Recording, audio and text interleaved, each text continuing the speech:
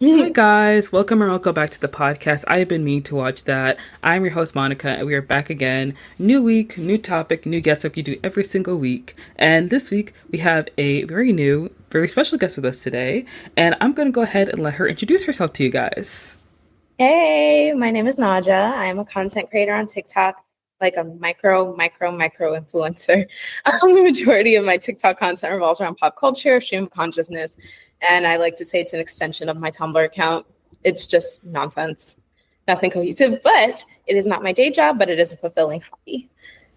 Awesome. Guys, please welcome Naja to the podcast.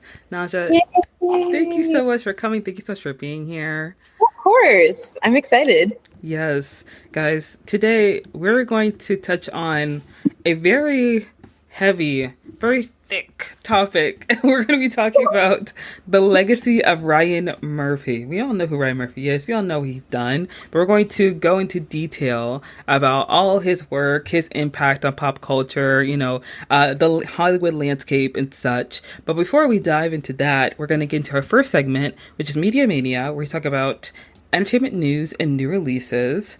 And there is a piece of news that I wanted to discuss that I saw on Deadline the other day that I was very intrigued by.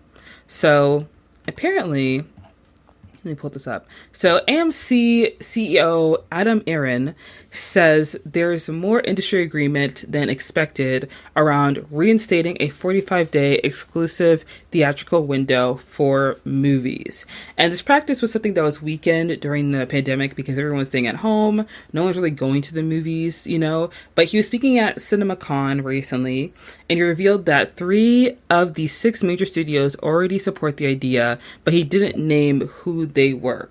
And me personally, I think that that's a great idea because the general audience, everyday people, need time to go see movies. You cannot put a movie out and have it in the theater for 2 weeks. I think that's enough time. Like, people work, people have, payment schedules, people got bills. Like me personally, there are a lot of movies that I want to see in theaters that I don't want to watch at home. I want to watch it in a movie theater. I want to pay AMC $20 to sit in them nice seats and go see a movie.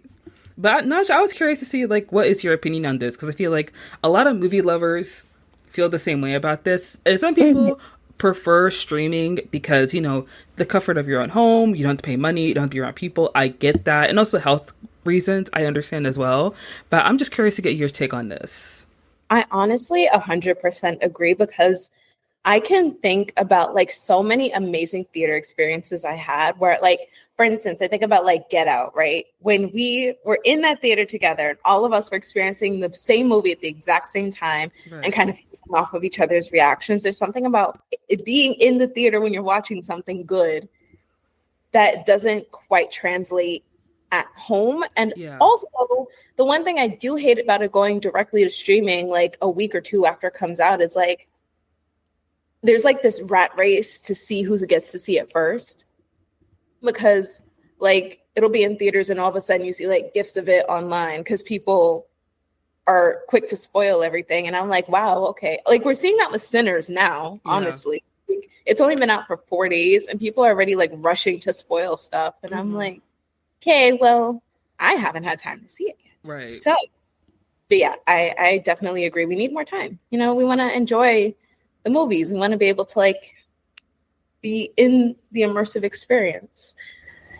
Yeah, I 100% agree with you on that because I feel like lately there's been maybe like 18 or like 36. There's been an 18 to 36 day window for new releases, and it's annoying to say the least.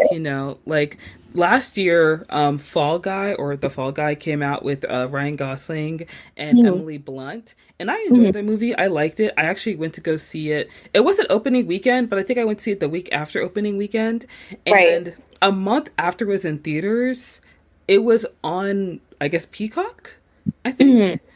And this also happened this year with the movie Companion, where it was put on streaming, I think, the same day or pretty close to the day that it was released into theaters.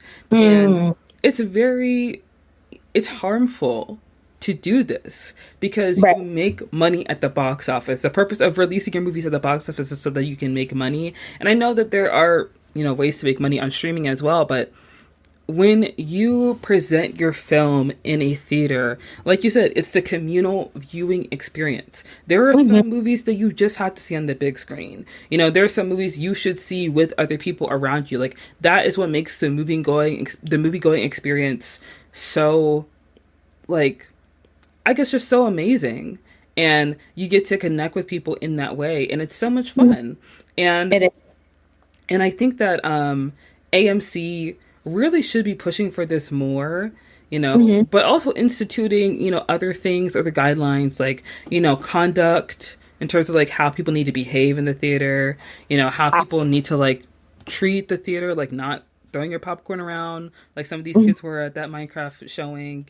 That And was crazy. that was, So scary. I would be scared. I'd be like, I yeah. have to leave. Like, can you imagine like you bring your child to the theater and there's like all these like college age men in there Mm. screaming and throwing like popcorn around? I would be like, okay. Anyway, sorry, I didn't mean to interrupt you. No, you're right. You're right. Because, like, the amount of times that I've been in a movie theater and, like, someone just brings their kids, which, like, I understand you can't get a babysitter and you're going to see a movie that's, like, less than 2 hours or 2 hours. I don't know. So I get it. You want to bring a kid around?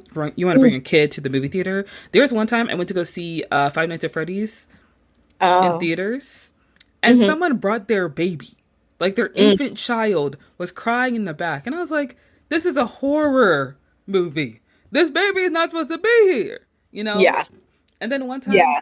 when I went to go see One of Them Days, a woman, I think, and probably her sister, or I don't know who that lady was with her, she had 2 kids with her. And those 2 kids were not supposed to be in that movie. They were not. They were not even 10. Like, they were little. Sometimes I think parents are just like, whatever, they won't remember this. They won't understand what's happening, which is so funny to me because like kids are smarter than we think.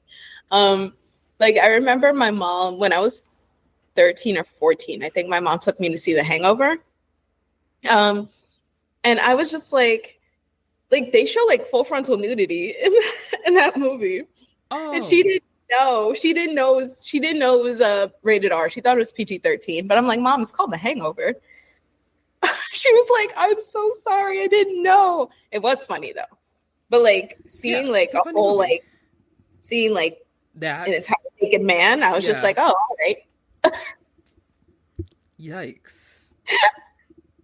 But I agree. There needs to be more like, I guess I feel like if you're a parent, whatever, it's up to your discretion. But it's like, I don't want to see like children running up and down like the stairs while someone's getting murdered on screen. That's a bit much. And I know that like people who work at the theaters don't want to enforce rules because like they don't get paid enough to be doing that. But I feel like there should be stricter rules in like for like who is allowed in the movie theater. Like having an adult there with a child is not enough to let a child go into an R-rated movie. Like that kid should not be in there. I remember when I was young, my parents were watching Kill Bill. And I would just walked into the room when they were watching it, and I just stood there, and they didn't say anything, didn't do nothing. I watched the lady's head get sliced, the top of her head get sliced off, and I was not old enough to be seeing that kind of thing. I could not stop thinking about that one scene for like for months, because I was like, how did she do that? Because I thought it was real. Because I did not understand that movies are not actually real. My perception of reality was not fully solidified in my brain because I was young. I was a child. So I kind of wild that like, sorry, I no, didn't go mean to ahead. interrupt. I was going to say, it's kind of wild that like there's this moral panic about like, we have to protect our kids. We have to protect our kids. But not so much in the sense of like what children should and shouldn't be seeing in the movies. It's more like, oh, they shouldn't read books about like stuff that's inappropriate. It's like where's the line? What exactly? What's going on? Yeah, but such is life. That reminds me when there was a girl that I knew in I think elementary school. She said that her mom wouldn't let her read Junie B. Jones books, and I was like, why not? She's like, because she talks back to her parents. I was like, that's crazy. That's crazy. Also, I think at one point my school there was a petition going around where like parents didn't want their kids reading Judy Blume books either. Mhm. And I don't even remember why that was, because I remember reading Judy Blume books and being like, this is great. I don't know what y'all's problem is. I think it's because she talked about like life. I don't remember. I don't Yeah, remember I remember liking her books, but yeah, she talked a lot about like, girls going through puberty, girls mhm. falling in love for the first time. Like she talked about like sexuality and stuff like that. So they were like, oh my God, what if girls realize that they have agency? The horror. Like, okay, that's Oh, the tragedy. the tragedy of girls realizing that they can make their own choices and Mm. exist outside of just, men. But Outside seeking validation for men, they can find validation within themselves. How terrible. yeah, how terrible. Yes. Yeah, but overall, they really should reinstate 45 days, and that should be like a hard 45 days. Mm-hmm. Like don't even put it on streaming. Like once the 45 days are up, that's when you put it on streaming. Like I want Exactly. time to watch this movie. Because there's no incentive to see it in theaters if you know it's going to be on streaming in 2 weeks. Literally. It's like I could just save my money and watch it here. Like, but it's like, no, like challenge us to get out the house. We need to get out the house sometimes. Yes, there's nothing wrong with going to see a movie. I feel like out of all the things you were doing outside, seeing a movie is one of the, like, I feel like a little more safe. If you're someone who's concerned with health reasons, and like as someone who doesn't have like life-threatening health issues, I'm not immunocompromised in any way, but when I go to the movies, I still wear my mask and I still like sit away from people. But it's not like going to a concert. It's not like going to a fair. You know what I mean? I feel like compared to other activities, it is a little more safer. So I feel like instituting that window really will help, certain box office numbers. And it'll just, we could just stop wasting our time. Because if I want to go see a movie and I see that it's already on streaming, but it's on a streaming service that I haven't watched yet, it's like, well, now guess what? My motivation to see this movie has gone down. It's dropped significantly. I'm just not even going to bother. I'm just going to watch something else. So Yeah. That's probably why they're doing this. Well, why they're proposing this too, because like we understand it from like a humanistic standpoint. It's good to be in the movie so we could be together. They're probably just like, we need money and you put it on streaming. You're taking money from us, which I mean, not to say it's totally lacking of any sort of humanistic purpose, but I'm sure the money aspect is the bottom line. It's like, look, like you're taking money from us. So what are you going to do about it? I mean, they're a business, they need to make their dollars. So yeah, understandable. Yes. So the next story I did want to talk about is a little heavier, but I saw this recently and I did want to touch on it. So Fatima Hasuna, she is a Palestinian artist and photojournalist. She was killed along with 9 members of her family in an Israeli airstrike on their home in Gaza City. And Hasuna, she was the subject of the upcoming documentary Put Your Soul on Your Hand and Walk by French-Iranian director Sapida Farsi, set to premiere at Cannes Film Festival in May of 2025. And the film just features video conversations with Farsi and Hasuna, who had gained recognition for documenting civilian life in Gaza amid the ongoing Israeli military campaign. And her death came just a day after the documentary selection for the Cannes sidebar ACID was announced. And I think Farsi recently invited her to attend Cannes, but she had insisted on returning to Gaza instead. And obviously, this is a very devastating, devastating news to hear about. And I think that with this news following, I believe one of the directors from the film that won an Oscar, that was also a film centered on the Israeli occupation in Palestine. Just to see these news back to back is very devastating, and it's very difficult to see. It's very heartbreaking, and it also has pushed me to like look through my following list on TikTok, because this is like national news. This is international news. This is world news. This is related to movies and television, and there are a lot of people on TikTok or on Twitter, whatever social media site you're on, that like to talk about movies and TV shows, but do not cover Palestine. And when there's something in regards to Palestine, they just kind of brush over it and they don't even talk about it. So it's kind of pushed me to once again reevaluate my following list, because if there's someone that I follow that talks about movies and TV shows, but they have not brought up any kind of,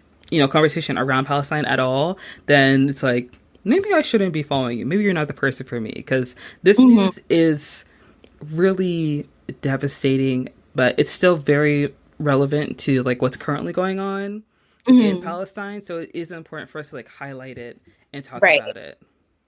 I agree. I think the wild part about it is I have to wonder, well, maybe I'm just being slightly optimistic, unfortunately.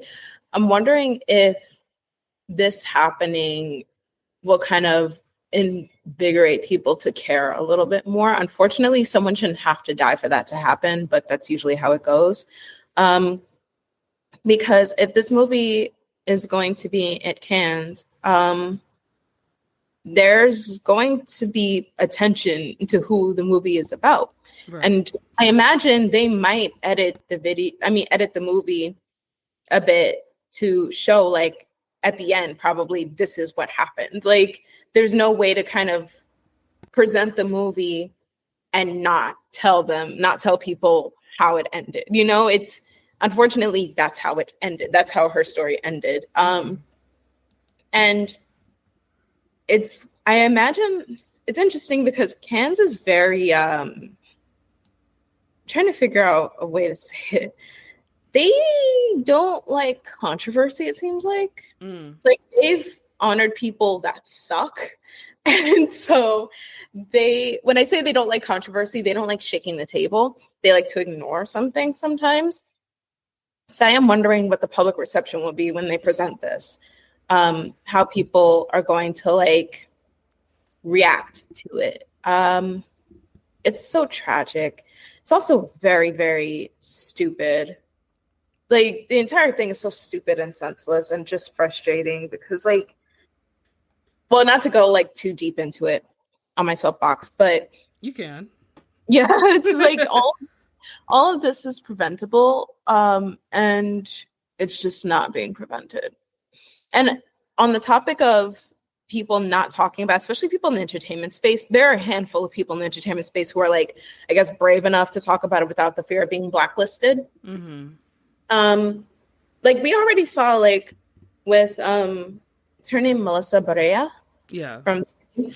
And then, like, Rachel Zegler, they spoke out about it, and everybody was like mad about it. And it's just like, it shouldn't be controversial to say, like, you probably shouldn't kill a bunch of people. Yeah. Like, but it is what it is. And the fact that people on TikTok who build their entire platform on, like, talking about breaking news and film and television just refuse to even acknowledge what's going on. There were a few people who kind of did a little bit in a very vague way, but then backed off because, unfortunately, especially on TikTok, when you talk about something controversial, even though it's not that controversial, people will go into your comment section and, like, tear you to shreds. And I think people, when their niche is something that's so, like, la la la, everything's flowers and rainbows, they don't want to go into the heavy stuff because heavy stuff is hard. That's not an excuse, but that's probably why they don't do it. Yeah, I believe you're absolutely right. And it is so, like you said, it's so stupid, this whole thing. Even though, like, there's so many words you could say. It's devastating. It's oppressive. It's awful. It's terrible. It's absolutely heart-wrenching. But at the bottom line is that, like, this is stupid. And I was thinking the other day, there's so many times where I have like such a smart thought and I'm like, I should put this on TikTok. I turn on my camera and I'm like, never mind, I can't say this in a smart way. But, like, I was thinking about this the other day, how, like, Rachel Zegler literally having Mark Platt, right? Come down to her house to talk to her because she tweeted support for Palestine. And then his son, Ben, was posting I think it was a clip of Hannah. I don't know her last name, but she is the actress and the writer from Hacks. Hmm. She did a speech recently just showing her support for Palestine, and he basically posted a clip on his Instagram story, and then he posted a segment of an article as well showing support for Palestine. And in my head, it's just so ironic that like people will shiver and quake and they'll think, oh my gosh, you want to support the brown people, the fictional brown people that we hate, because this country is literally built on going to other countries in the Middle Hmm. East that are nondescript to everyday Americans because they just assume that everybody who's brown or wears something on their head is a terrorist. You know, Hmm. they'll send their soldiers over there to kill people for oil, come back with all these terrible mental issues, PTSD, not get any assistance from the government, even though the government made money off the backs of their trauma and their death. And then 20 years later, they'll make movies like Warfare, you know, Hmm. where the soldiers are sad because we went to war for no reason. And guys, look at all my Oh my friends. We were 20 years God. old. And you cast people who were not old enough to know who Dick Cheney was. And yet, if you have people the same age showing support for Palestinians, they're awful. They're apparently evil and they deserve to be punished for what they've done. Like, The Worker movie pisses me off so bad. Listen, I remember seeing the trailer for it mm-hmm. and just thinking to myself, in 2025, do we need this movie? And I know exactly what they're doing. They think they're so slick. I'm about to get like so mad. They know what they're doing by casting like a bunch of like younger, really attractive men who have like a big like fan base of women. And they're out here on this press tour talking about, oh, we got matching tattoos. They're kissing each other on the cheeks. And I'm like, all of you suck so badly. Like, this is a movie about, like, first of all, there's so many people who fought in the Iraq war that came back and said, everything we did there wasn't necessary. We should not have been there. Like, they came back with so much anger towards our government and regret. And not to say that we should feel bad for them, but also a lot of them were like, the government should not have sent us out there. And we're actively speaking out against what ended up happening. And these guys who, again, like, they either weren't born when 9/11 happened or they were small children. Like, I was 7 when 9/11 happened. I think a few of them are around my age. And some of them aren't even American, which is the crazy part. Some of them are like British. Yep. I'm like, why are you doing this movie? Like, is it like because we're in a recession? Is that it? Like, are you that in dire need of money? Like, it can't be that because like Joseph Quinn is going to be in a Marvel movie, so he's not hurting for exposure. I feel like almost every white actor feels like it's their duty to be in some kind of war film. It doesn't have to be warfare. It has to be war, the Navy, the Air Force, every single one of them. They got to have one of those films in their filmography because it makes them feel like a serious actor, you know? And a lot of these actors are young and they're like very fresh in their careers, I feel like. Especially like Charles Melton. I don't think he's that young, but like he's pretty fresh in his career. Yeah, he's like in his early 30s. Yeah, but he's only had a couple of credits from what I've seen on his IMDb. And then Joseph Quinn, his first role and most notable role is Stranger Things. And then he went from Stranger Things to Quiet Place. And now he is in Fantastic Four. But like, you know, sometimes you need something else on your resume to like kind of beef up your acting skills. And if he's been from like one big role to another big role to another big role, it's like I need one thing that looks like I'm serious. And Kit Connor, he was in Heartstopper. That is a very sweet, wholesome show. And 2 of his movies that he was acting in and casted in have not been released or shown to the public. So he's kind of like, he's hungry for something. You know what I mean? I guess they just feel like, oh, a check is a check. But even then, like, even if a check was a check, I still would feel so strange about going on this press tour and being like, oh, like me and my friends like kiss each other on the cheek and we're bros. That's the thing. They're doing the Tumblr thing. They're doing the Tumblr thing where like straight male actors are like, we're so comfortable with our straight friends. Look at us. And then people are like, oh, that's so cute. And then like slightly shipping them with each other, even though they know they're not actually like, well, Kit Connor is bisexual. I don't know everybody else's, you know, sexuality. Yeah. But like, it's kind of like that whole like, let's blur the lines thing. So let's have fun. It's like what was that Teen Wolf thing with, oh no, oh crap, what's his name? The guy who plays Styles.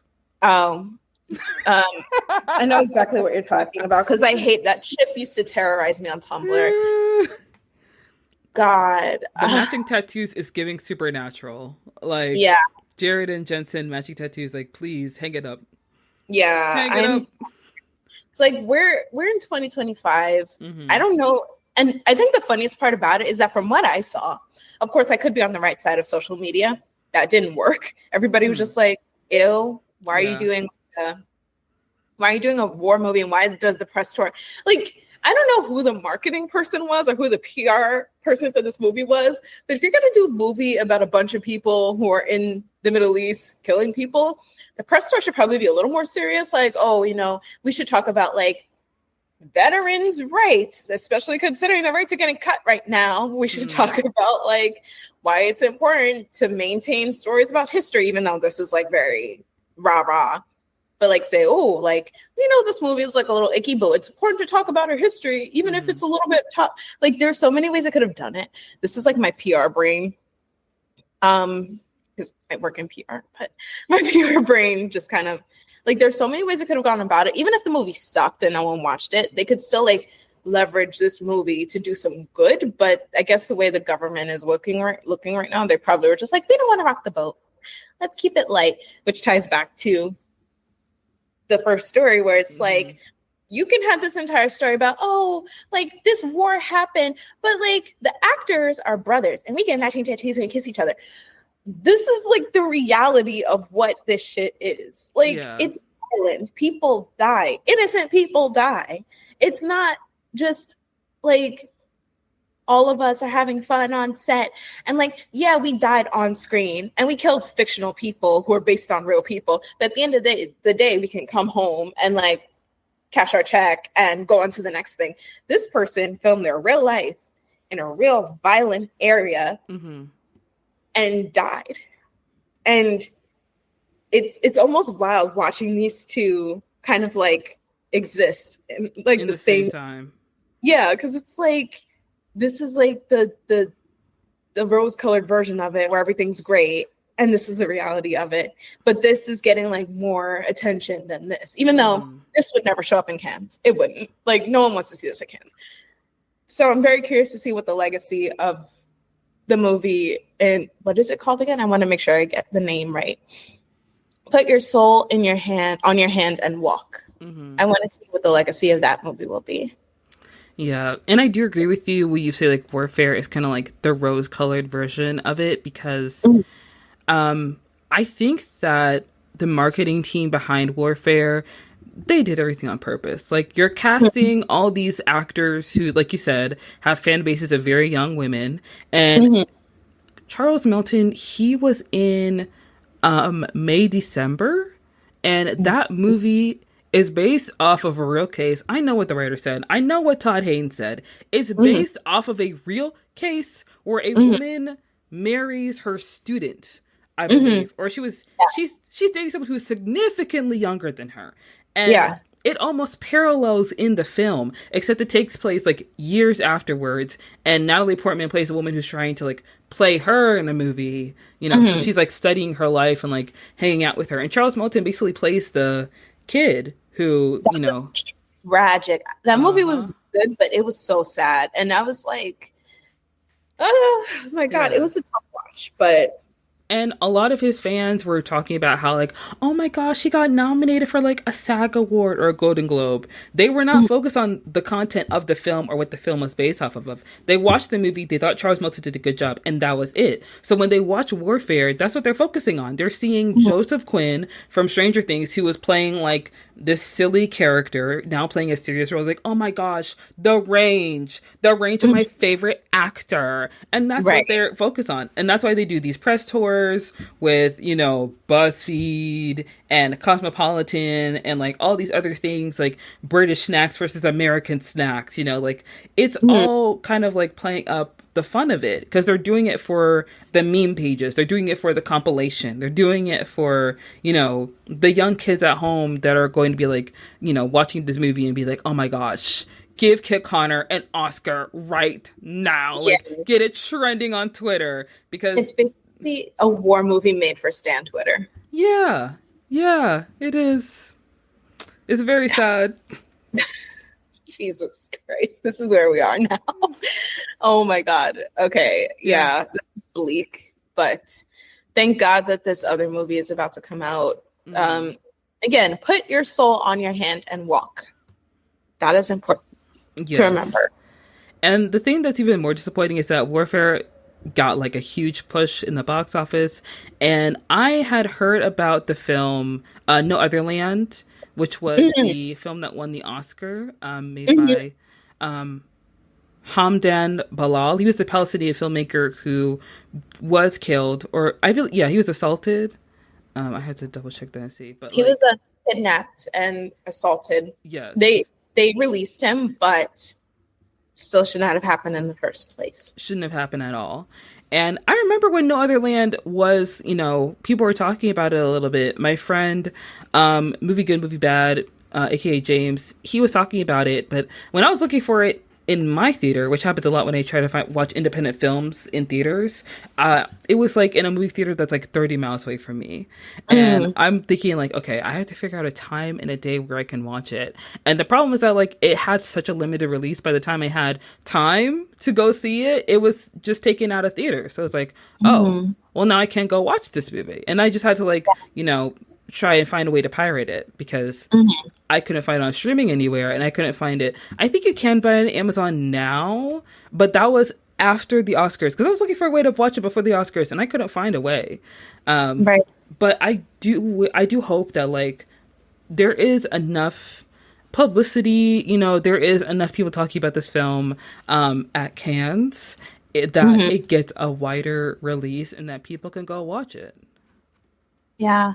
I'm sure people get mad about it, but who cares what they think? Like, who they get mad. cares? Y'all let Alex Garland make Civil War. Like, this movie, Alex Garland, when I catch you, man, you have to run the other way. I saw that trailer where it was like, oh, Texas and California joined an alliance. And I was like, okay, let's be serious. Let's be serious for 5 seconds. This is what happens when y'all let these British people write things about our politics, like our Texas politics, and California. Those are two very different places. How did that happen? Like, sure, okay.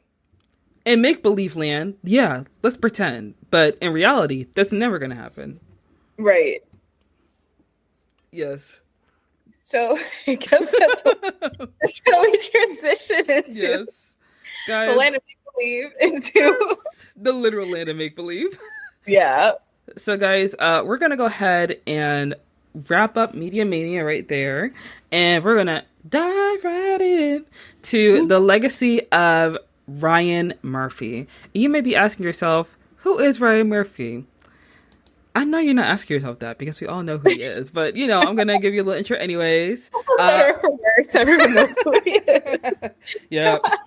Yes, so Ryan Murphy, he is an American television writer, director, and producer. He was born in 1965. He is known for making numerous very popular television shows. One most notably is Glee. Another one is Nip Tuck that came out in 2003. It ran for about 7 years. He is also known for American Horror Story, American Crime Story, and Pose, the Emmy-nominated smash hit on FX. And he has received a number of accolades.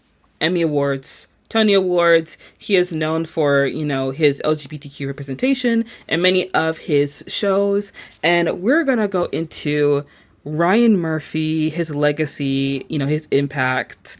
And I'm going to say, I think this is the first time I've done a podcast where I'm talking about someone that I actually don't really like. So this is the second time, because I remember I did a podcast talking about Black filmmakers, and then me and my guest started talking about Spike Lee. We spent the last hours talking about how, Spike Lee's great, but like some of his writing choices, Yeah, we don't have to get into it, but yeah, he's a lot. Yeah, yes, he is. But Ryan Murphy, I think my first introduction to Ryan Murphy, of course, like for many people, was Glee. I had heard of Nip Tuck. I remember like looking on YouTube at some of the trailers for it when I was doing research for this podcast, and I realized that I had seen some scenes of Nip and Tuck, but I didn't know that that was what the show was. I low key thought it was botched, just because like the scenes are like a little similar, and like I feel like Botched is like a show where you just kind of catch a glimpse of it when you're like when you used to like scroll through your channels on your remote and you see like a lady with like a lump on her face and it's like, oh girl, you need to cut that off immediately, you know. But I think I may have gotten those shows confused every once in a while. Yeah, It's easy to do, especially if you're like really young and you're just kind of like, okay, plastic surgery, plastic surgery. it's It's the all the same. same. Yeah. Yeah. Yeah. Yes, there's no difference really. But we have Glee, which was how can I describe Glee? A musical phenomenon, a A cultural musical moment. phenomenon and a fever dream. Uh, It's a fever dream.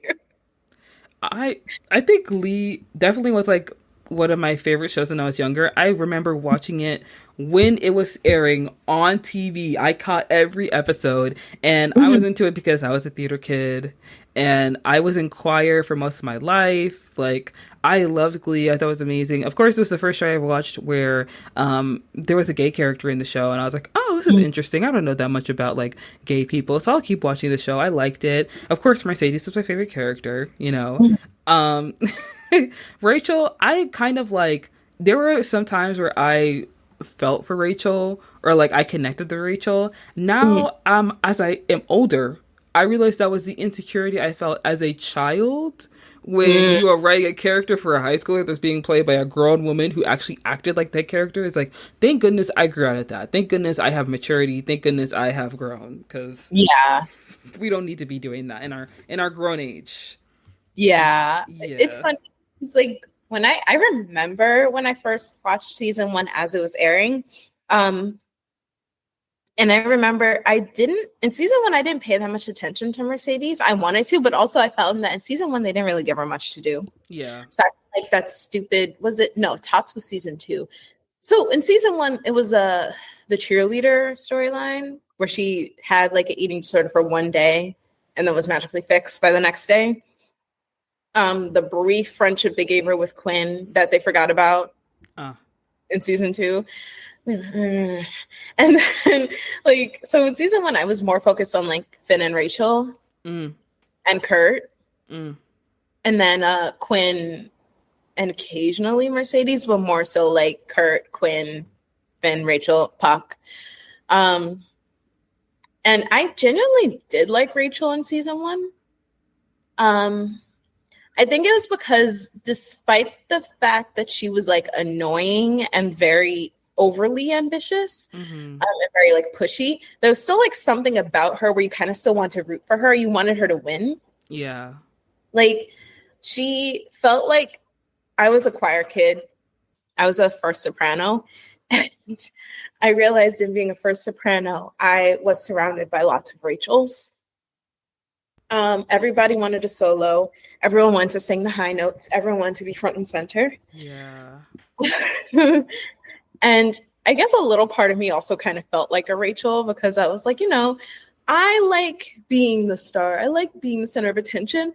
But as I got older, and I guess the fact that me and Rachel are like the same age, when it got to season two, I was like, it's getting to the point now where it's like, will there be any character growth at all? Like, is she gonna learn how to like be talented, be confident in herself, but not necessarily needing to like shove other people into the shadows in order to accomplish that goal? It felt like she never learned that lesson. Yeah. We followed her from when she was about 14, 15 years old until she was in her late 20s.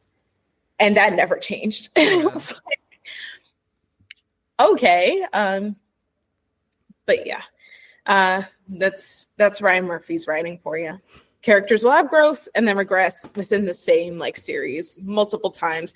Will they ever like have any consequences if they're terrible people? Sometimes, but it never really sticks. Yeah, that's very true because, like you mentioned, how Quinn and Mercedes had like that friendship for just that one episode. it Mhm. seems like Ryan Murphy would try out different things in the show and just be like, is this gonna work? Is this gonna stick? Do I like that? Do I like how that looks?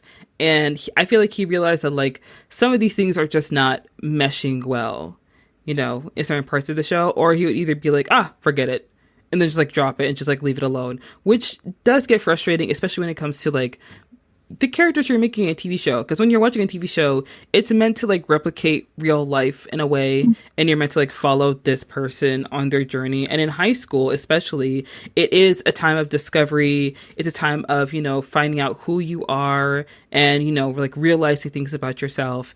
And the fact that Rachel never realized that like you don't need to put other people down in order for you to be like lifted up. Like you don't have to pretend to be the victim in every single situation. Like, girl, you get the solo every single time. Like, babe, we get it. Like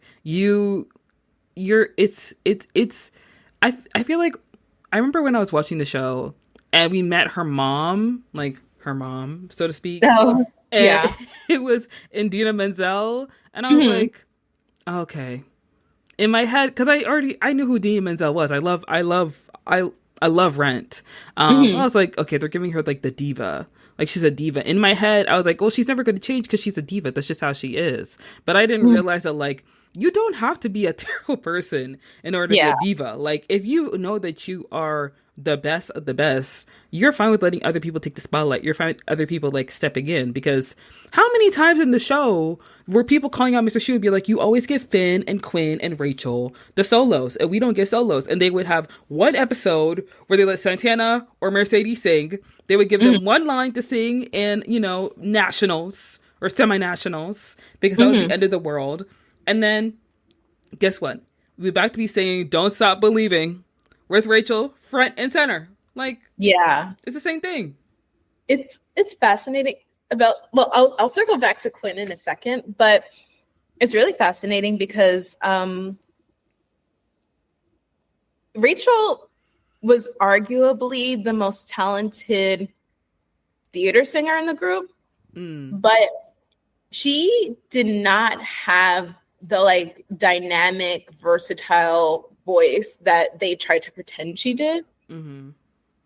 Like, we watched both Santana and Mercedes sing theater, jazz, pop, rock, R&B. Like they sang so gospel on Mercedes end, sang so many different genres. And then with Rachel, it was like she can sing rock. We've seen her do it. We've seen her sing pop. We've seen her sing like show tunes. But she can't do R&B. She can't do gospel. Mm-hmm. Like the ethnic genres, which are still fundamental in knowing versatility in music. She could not do it. And they still wanted us to believe that she was a stronger singer than Mercedes. Like even in the show, Mercedes said, say you're a better singer than me. And she couldn't do it because she knew deep down that she's not. Yeah. But the show would consistently try to make us believe that she was a better singer than Mercedes. It's like, we have ears. Like we can all hear it. We're all And then, watching the same show. yeah, we're all watching the same show. And it would piss me off because her fans would be like, oh, well, like Mercedes is lazy. I'm like, just because the show tells you Mercedes is lazy doesn't mean that she is. Lazy. Which, yeah. Do you remember the episode when she quit to go join the Trouble Tones where Mr. Shu was like, oh, like, and this is like such a cop-out, peak Ryan Murphy, where all of a sudden, like, Mercedes didn't have any sort of like, what is it, like punctuality. She wasn't putting in effort. Like they were doing dance practice, and like Rachel wasn't there and Mercedes was late and he was like, oh my God, Mercedes, you don't put in any effort, da da da da da. And Mercedes was like, well, Rachel's not even here. Like, what are we doing here? Mm-hmm. And she quit because she was tired of them picking on her, which again, that was such a like weird one episode thing where it's like all of a sudden everyone's picking on Mercedes and she just left. And I'm like, I could see if this was something that was happening over the course of the series at that point. But it was like one episode they just decided that Mercedes wasn't putting in work ethic. And I'm like, that's never been Mercedes, but sure, okay, Ryan Murphy. Whatever you want to do to like create this storyline, which ended up not even becoming Mercedes' storyline. We don't have to get into that right now. I do want to say like If I was Mercedes and I was in Mhm. Glee Club and we had like dance rehearsals, like I've seen how y'all dance. We don't need rehearsal. Everybody needs a step to the left, step to the right, walk down the stairs, take one step, walk down the stairs again, turn, Raise your hands out straight. That's it. yeah. That's all you do. And we're singing. The main point of it is that we're singing. As long as you don't bump into each other, that's Mhm. it. It's like, girl, I don't need to be here for rehearsal. I know how to. I have spatial awareness. They have like there have been like a few. I think in the later seasons, especially, they had like a few more like performances that were way more like heavy in choreography. Like Paradise by the Dashboard Light, phenomenal, like Mm-hmm. an amazing performance, and there was so much choreography in it. Yeah. But for the most part, it was just like step to the left, step to the right, clap, raise your hands, push the arrow. Yeah. Not that hard. They were acting like they're doing like acrobatics on stage. The only person who was doing real choreography was Archie because he had to move that wheelchair, not run anybody over. Like, that's it. Yeah, and then like Brittany and Mike would do the majority of like the intense choreography, Yes. but everyone else was not doing anything because That's true. Rachel couldn't dance, Finn couldn't dance. I think the only people who could actually dance were Brittany and Mike. Quinn was a pretty solid dancer the few times we got to see her do it. Mm-hmm. But like what is this? Like Yeah. it's show choir. Let's What are calm we down. doing here? We don't need to Right. take this seriously. Yeah. Did you know that apparently Mr. Schuster was originally supposed to be played by Justin Timberlake? I did. I did know that. I think I remember hearing about that in the podcast with Jenna and Kevin. Mm-hmm. Because I think Ryan Murphy, the Ryan Murphy episode when he was on there. And I said, you can tell. You can tell when you see his character, like this is definitely based on just the random rapping, the way he tries to like break dance and tries to be cool. Mm-hmm. And it's the curly hair that always gets made fun of. And I'm like, 2009, would 2009 Justin Timberlake have done Glee? I don't think so. But it's still so funny to picture him in that role because I'm like, he would just be playing himself. 2009 Justin Timberlake, that's before the 2020 experience, right? I believe so. Yeah, because I'm thinking in my head, you make a duet album with Jay-Z? What am I doing on a show for Fun Fox? Come on now. Ryan Murphy, Yeah. the budget is going towards the songs, girl. You can't afford me. Yeah. The 2020 experience was 2013. Okay, never mind then. It was probably, to be honest, I don't know anything about It was in between Future Sex Love Sounds and the 2020 experience where he was still like doing movies and stuff. This was around the time I think of like The Social Network. This is, I don't even remember him in Yeah, Social The Network. Social Network came out in 2010. It's crazy how much I don't know about Justin Timberlake, despite the fact that he is everywhere.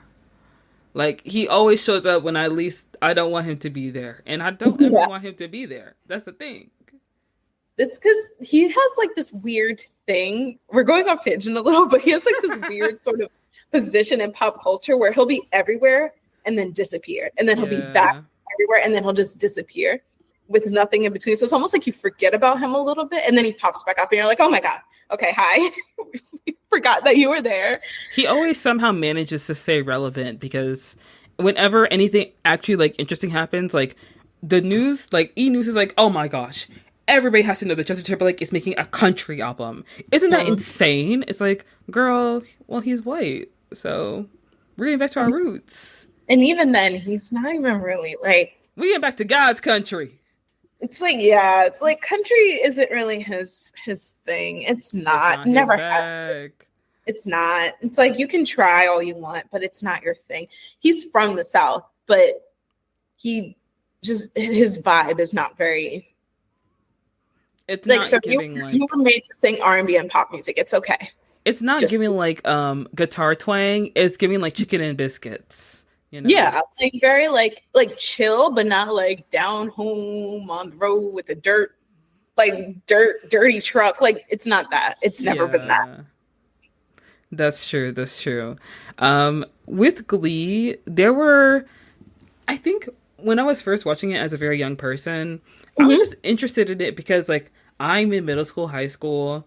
I don't have any real conception of like what a good TV show is. It's Hmm. entertaining, it's fun, and I'm enjoying it. And every so often they break out into song. Like I could tell when certain storylines were happening just so they could sing a certain song. Like when Yeah. Blaine and Kurt broke up for like I don't know, second, third time. Blaine sings Somebody I Used to Know, and I'm like, I love this song. Not even caring that it doesn't really fit with the time in the story or like what's going on, truly, because like, girl, what's happening here? But, we're here to have fun. We're here to, laugh. We're here to sing songs and be merry. And now, around 2020, I think it was, when everyone had time on their hands to rewatch Glee and re examine everything that happened in Glee, we see that this show was a mess. It was. It's one thing when you're watching it from week to week because it's like just a long enough time for you to forget about certain things. Yep. When you're watching it episodes back to back to back, you're like, wait a minute.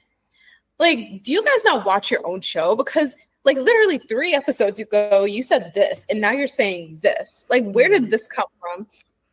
Like, that's like on the topic of like basically storylines that were written around songs when they had the Whitney Houston episode, the god awful Whitney Houston episode. She was turning in her grave. Should not have happened because only 2 of those songs were good. I don't know.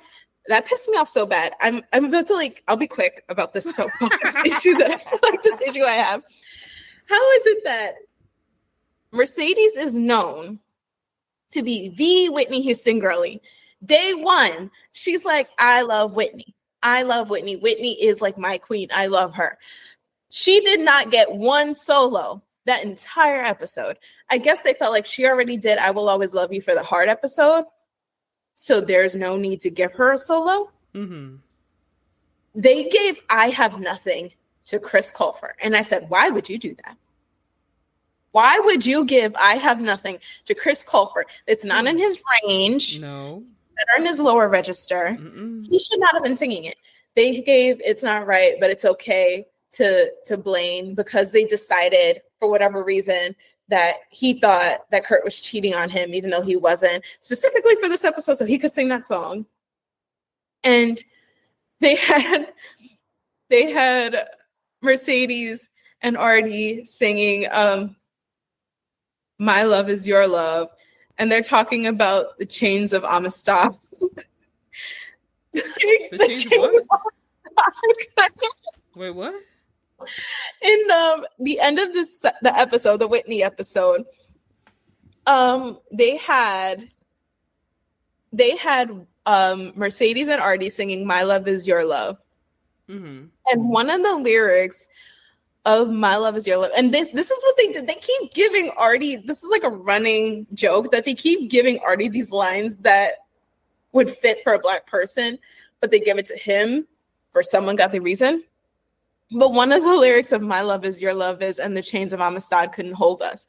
He is white, so that doesn't make any sense. What are the chains of Amistad? I must be missing something. Amistad is a slave ship. Oh! Jesus Christ. Ryan Murphy, you're going to jail. No. No. Like, why is Artie singing even the chains of Amistad couldn't hold us? Yeah, they weren't holding him because he wouldn't have been there in the first place. Oh my gosh, that's Or like, so crazy. Or like when they were singing You Can't Stop the Beat in season 3, and I don't remember who it was. It was Artie and someone else, but someone said if they try to stop us, Artie will call the NAACP, and they're both white. And I'm like, Ryan Murphy. Ryan Murphy thought he could get away with anything. He said, it's a joke. It's a joke. It's funny. Like, sir. It's like, it is genuinely, I guess it was like a running joke that because like Artie would be the one to be like, preach. Yes. Praise, yes. and then it just became like a running joke. Like the episode when Sue separated like the marginalized kids from like everyone else, where she took Santana, both Mike, Matt, Mercedes, I think Artie and Kurt. And when they're leaving, Artie turns around and goes, "Bye, white people." But wait, aren't you? You're Sir, the white people. you are. Sir, there are two white people in your group. There's one leading you. Bye, white people was crazy, but funny. It was funny. It's one of those things where, like, you know, white people who have any, like, a little semblance of oppression, they're like, hey, girl, it's like, not too much.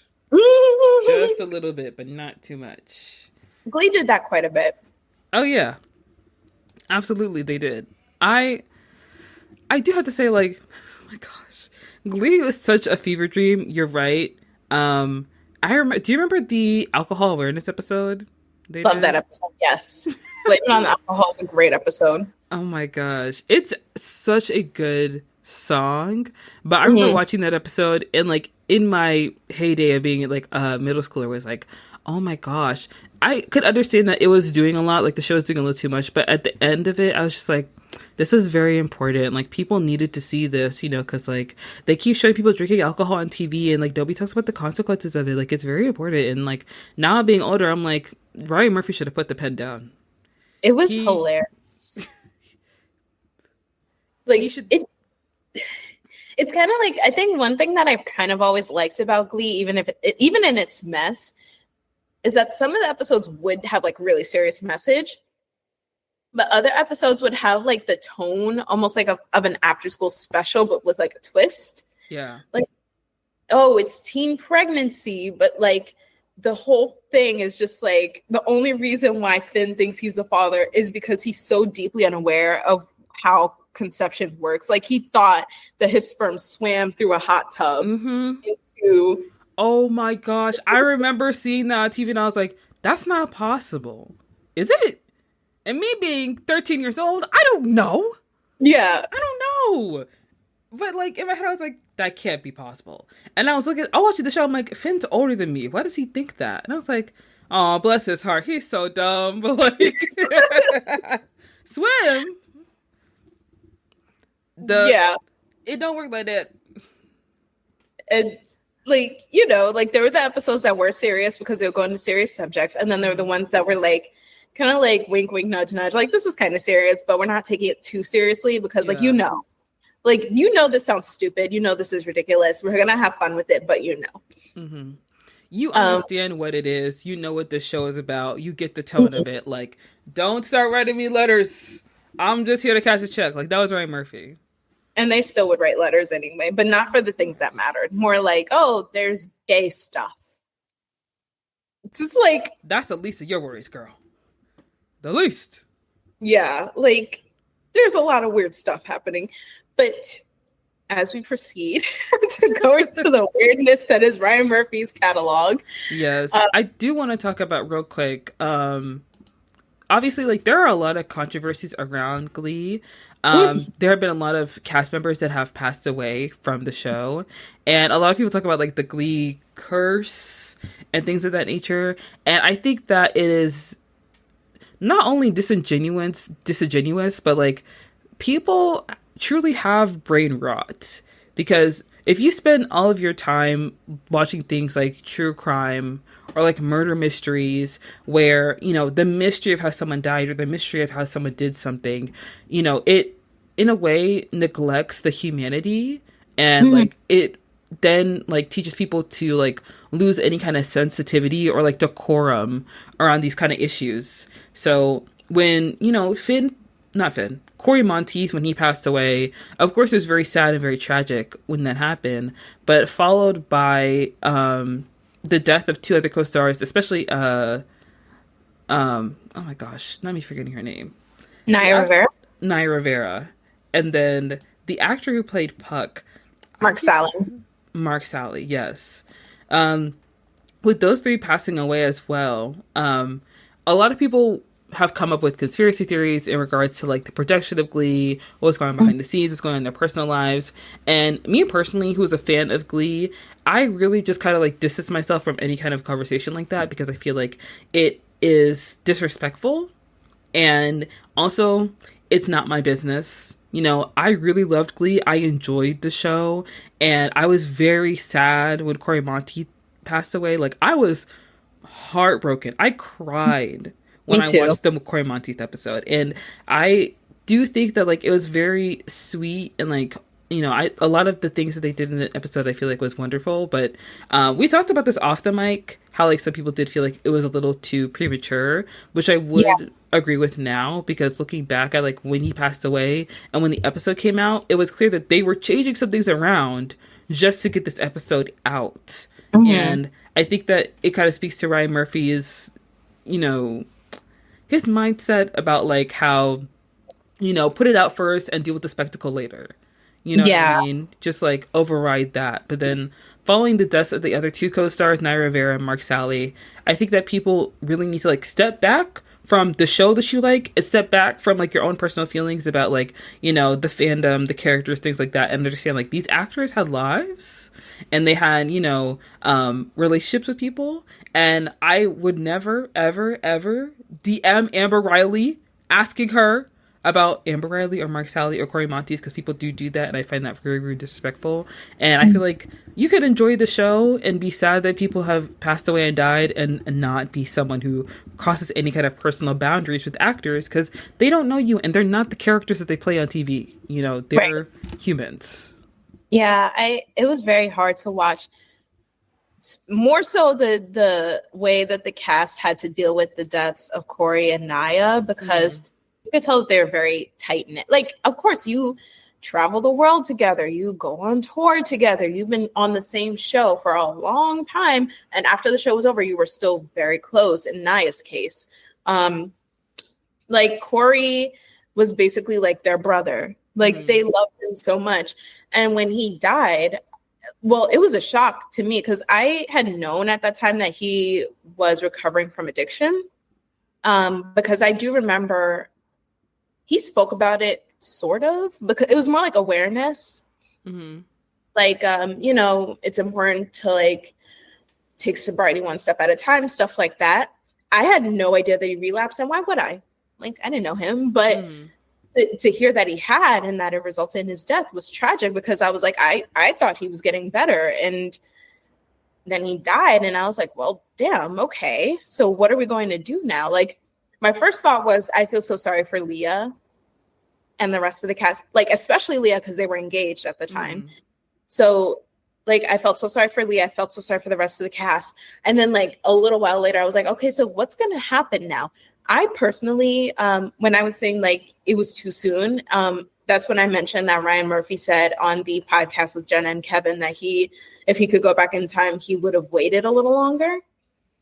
Like, it was, if I remember correctly, it was like months after. Like, it wasn't even that long. Like, they took a hiatus. And then when they came back, that episode was not good. Like, the writing was not good. It was all over the place. They were arguing over his jacket, like his Letterman jacket.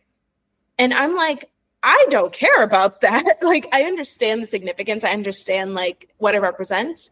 But I was also just like, I did not need the storyline. If the entire episode was just them like trying to comfort each other in grief as a club, as a Glee club, and as a family, I would have been content with that. We didn't need the storyline about the Letterman jacket. Who has it? Who's going to keep it? I know some fans at the time were frustrated because they kind of skipped over how Finn died. Like, I think on the show, I remember Kurt saying it doesn't matter how he died.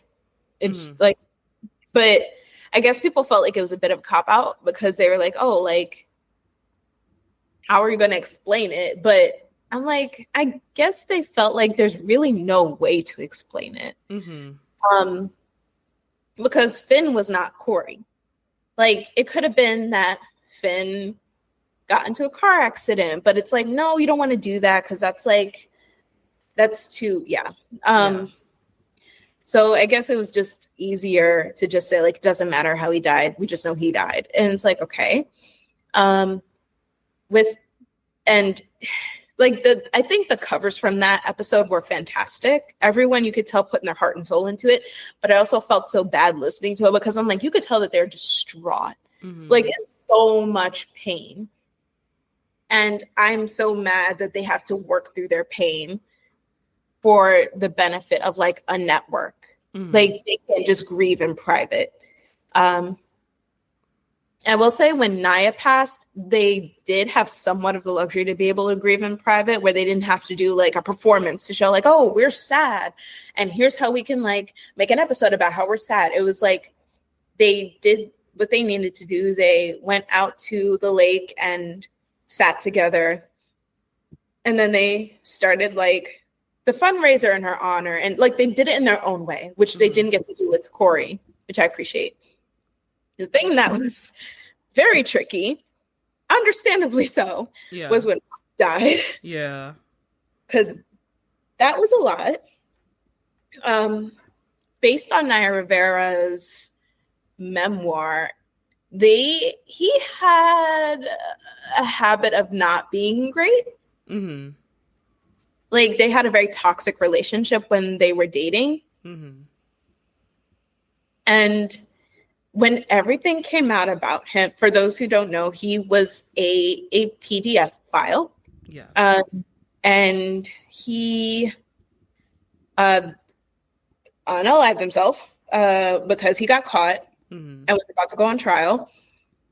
And there was radio silence from everyone in the cast, understandably so, because what do you say to that? How do you respond to that? Yeah, at that point, they weren't even really all that close to him anymore. But also, it's like, it's kind of a weird position to be in because, like, all the fans are like, we don't like this guy. It's sad, sort of, I guess, that he died. But also, like, the elephant in the room is he was on Glee. And no one in the cast is talking about the fact that he died, despite the fact that they spoke so heavily about Corey and Naya. Yeah. Yeah. And Heather Morris did come out on Twitter at one point because someone posted a picture it was like a screenshot from the show. It's not funny. It's a little funny, but they put like a pie sticker on Mark Stallings' face. So he wouldn't be in it. And she was like, this is so disrespectful. He was a real person. And people are like, well, he was a monster who harmed children, so we don't want to acknowledge him. That's our prerogative. People like sent her hate, and I'm like, I don't think it's necessary to send her hate because she knew him in real life. I'm sure she has complicated feelings about it. But I also, on the other hand, was like, Heather, I would have just ignored it. Yeah. Like, I wouldn't have said anything. Honestly, like, I remember when the Mark Sally news broke. And it was very strange. And now I feel like there are times when you're online, you learn that there are certain days where you shouldn't be online. Because if certain news breaks out or like something's happening and you can like kind of feel the vibe of how everyone else is feeling, that's when you need to really step away. And when I saw that the news was breaking out and like I saw some of my friends from like Glee Twitter, Jesus Christ, they started to log in, they were starting to retweet things. I was just like, let me actually log off because I don't need to engage with whatever conversation is going on here. And I feel like there are people who are either like huge fans of Glee and got really, really into the show and like the cast and the fandom, and they went to like the tours and everything. And then there are those people who are like so removed from Glee they don't even know what the show really is exactly. They feel like it's just a musical.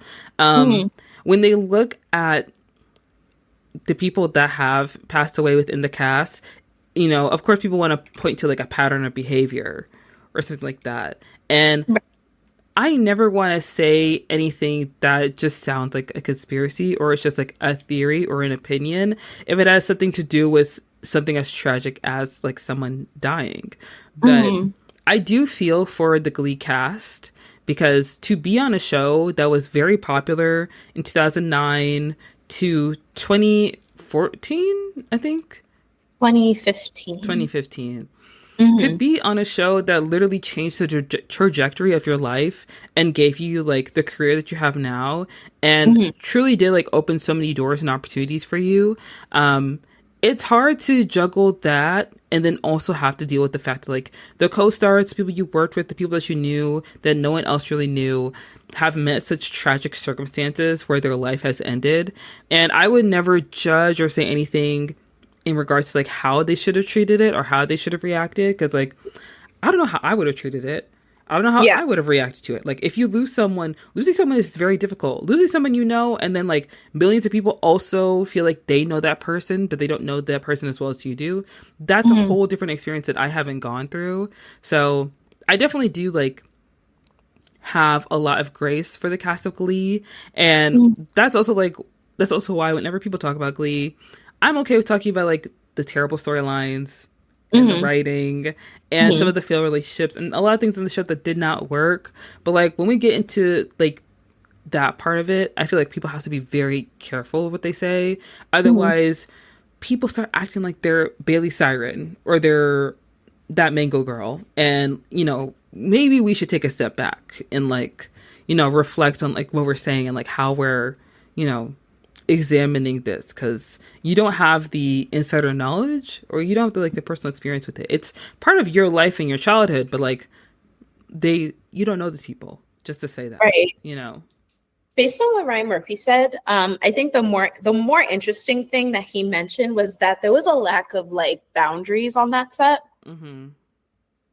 Like there were a lot of times when people should have been way more concrete about like, okay, you cannot fraternize with other people in this cast because at least like behind the scenes tension, which can sometimes translate on screen.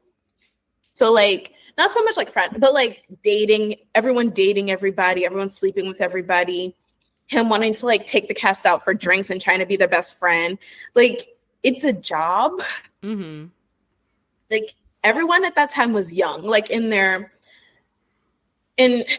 Chris Colfert's case, he was like 19 when he came on the show, not even old enough to drink yet. And everyone else on the cast was in their like early to mid 20s. So, and this was like their first big gig for some of them. So there should have been more boundaries, I think. It's like, I know everyone always says like, oh, I'm waiting for them to do a tell-all. I don't know if they ever will. I think Naja was the only one who ever did like pretty much did convey a lot about what happened behind the scenes.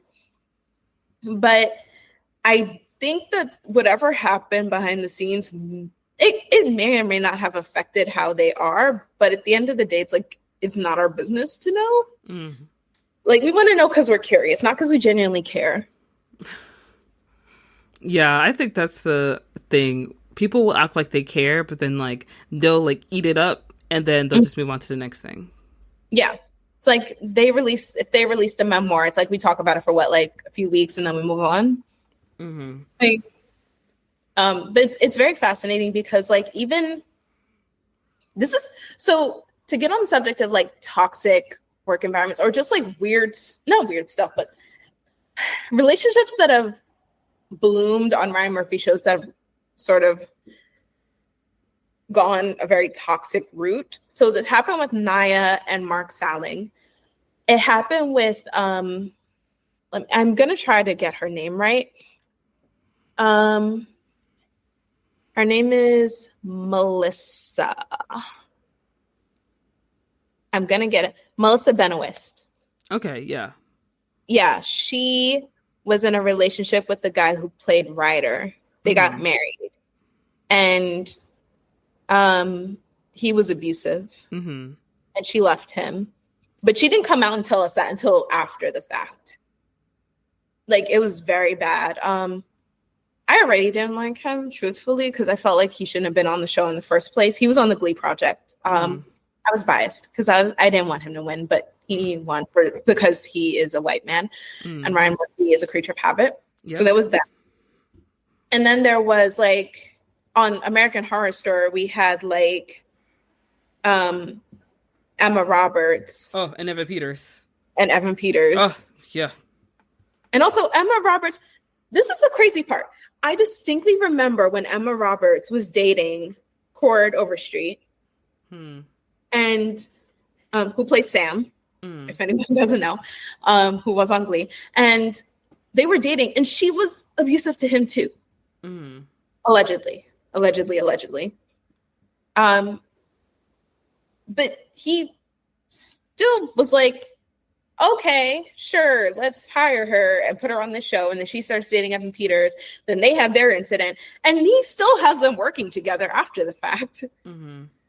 And I'm like, that's crazy. Why?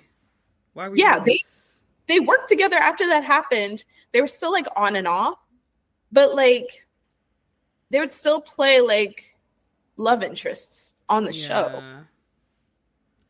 Or like this was an instance of like, and this goes into like how lazy of a writer Ryan Murphy can be.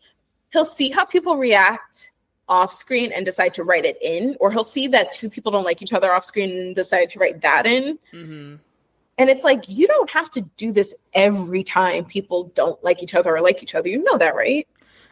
Ryan Murphy seems to be the person who thinks that like, oh, real life tension will help with the acting. It'll help with the writing. It's like, there are writers out there that will like cast obviously talented actors just to be like, you know what, this writing isn't great, it's not strong, but you know what, they'll make it work.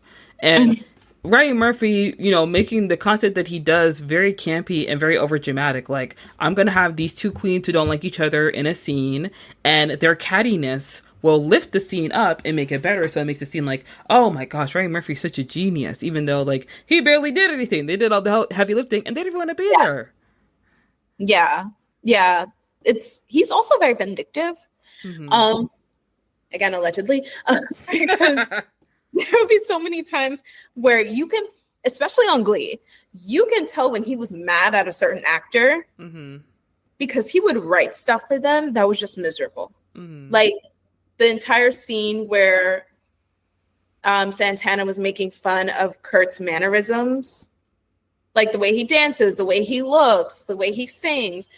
And I think it was Naya that said like she felt so bad having to do, because they had to do that scene over and over again. Yes. She said she was bad because she could tell that like it was hurting his feelings. Or like when there would be moments where like terrible things would, Quinn is like has suffered more than Jesus. I swear to God, that girl has gone through so much. It's like, you get pregnant as a teenager, you give the baby away, you go through postpartum depression, and everybody's just like, wow, Quinn, you're being really selfish. It's like, she's depressed. Yeah. She just had a baby that she had to give up for adoption. Of course, she like freaking cut her hair and dyed it. She's going through turmoil right now. Guys, her frontal lobe is not developed and she just had a baby. Like, most adult women can't deal with that sometimes. Like, you gotta give her a break. She lost her boyfriend. She doesn't want to date the baby daddy, but she kind of does, but she kind of doesn't. She got kicked off the cheerleading team because she got pregnant. Right. The Glee Club is being mean to her. For what reason at that? She got kicked out of the house. Her parents kicked her out of the house for getting pregnant. And they're just like, wow, Quinn. Also, you remember when Finn started singing that song at dinner? Like, you're having my baby. Like, you... idiot! Like, what are you doing? Shut up! Like, the whole time you were singing, I was like, stop singing! Stop singing! Like, oh my God, this is time. And like, I was like, why is she being punished for this? I'm like, Ryan Murphy, you're going to hell. And I think he said that the main reason why he did not like, I might be putting words in his mouth, but he said that he didn't like the fact that Diana Agron made Quinn so likable. Like, he wanted her to be like bitchy and no one would like her, no one would root for her. And I'm like, it's hard to be mad at a pregnant teenager. Like, it's very difficult to hate a pregnant teenager. Yeah. Was she messy? Sure, but they were all messy. Like, why should we hate Quinn more than especially? Why should we hate Quinn more than Rachel is the question. Sir, are we projecting? Like, is there someone you don't like from your high school that like Quinn is supposed to be playing? What's going on? Yeah, like did Quinn like... Is Quinn like someone that you knew in high school that was bullying you? She would get so many like opportunities to grow, and they'd be like, just kidding. You're gonna get hit by a truck now because you were texting and driving. Don't text and drive. Like, you're paralyzed for a few episodes and magically you're not again. Oh my gosh, I remember that. Yeah. Oh Lord. And she did a duet with Archie, and I was like, oh, that's kind of sweet. And then she's walking again. I'm like, okay, never mind.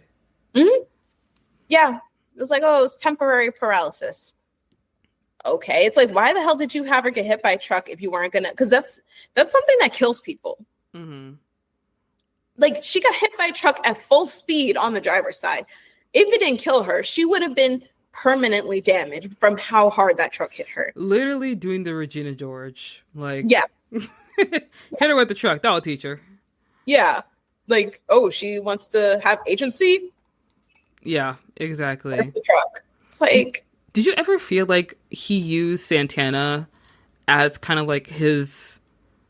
not his punching bag, but like she is the bully that he speaks through in a way. Like whenever I feel like there was always times where the fandom was kind of getting like annoyed with Rachel. So then he'd be like, "Oh, let's throw in a scene where let's throw in a scene where Santana, cuts her down a peg, and get the fans back on our side." Because that would happen like a few times. And I distinctly remember, of course, the scene in the hallway when she's telling her off and Kurt is just standing there. He's just there. He's just witnessing the whole thing. And I remember watching that as a young person and being like, I could never think of this many things to say to someone in one breath.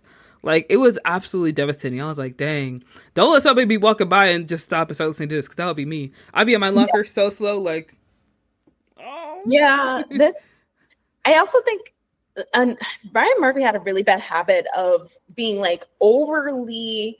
He had like a weird symbiotic relationship with the fandom where he would like go online on Twitter and like you could tell that he was reading the things people were saying, because yes. I would sometimes see things that people said in the show. Yeah. I distinctly remember like it would just be like weird little fandom nuances that would show up in characters' dialogue, especially in Santana and Sue's dialogue. Mm-hmm. And I'm like, you are not creative enough to come up with this on your own. Like, you can't. It's also like, why are you reading the terrible things that fans say about characters and putting it in the dialogue? But that's very 2009, because there were plenty of times where people were on Tumblr and they would accuse so many writers of like going on Tumblr for storylines. Like, people accused Steve Moffat of doing it for Sherlock. People accused Doctor Who of doing it. People accused Teen Wolf of doing it.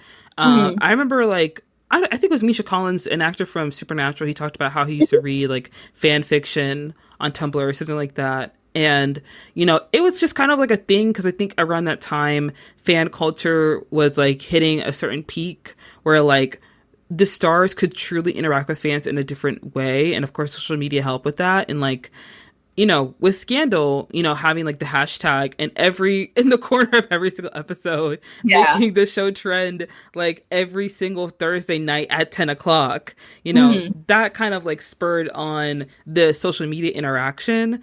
But there have been times where like other creatives have been accused of taking storylines from fans. None that I've seen in proof, so to speak, but I do remember like some episodes like you're mentioning where like I do remember once a couple people online were talking about how like, oh, Santana and Brittany are into each other, like they're both gay for each other. And I was reading that and I was like, that doesn't seem to make sense, because Santana sleeps with a lot of guys. Like she even slept with Finn, and she said that she slept with 20 guys. And in my head, when I watched that episode, I was like, girl, that's too many. But then I'm 13 years old. What do I know? Yeah. So when she came out as a lesbian, I was like, oh my gosh. I was like, now, did he get this from online, or did he just come up with this idea like, I'm bored, I'm done, let's give her something new? Hi guys, I want to thank you so much for listening to this week's episode. So this episode is going to be split into two parts, because Naja and I were just yappa about Ryan Murphy, and we were talking for almost 3 hours. So I'm just going to go ahead and stop it right here. Please tune in next week for the next episode. I know that you will absolutely love it. Can't wait to, hear your reactions, hear your thoughts, and go ahead and check out Naja on all our social media, and check us out on our social media as well. Thank you so much, guys. Have a great day.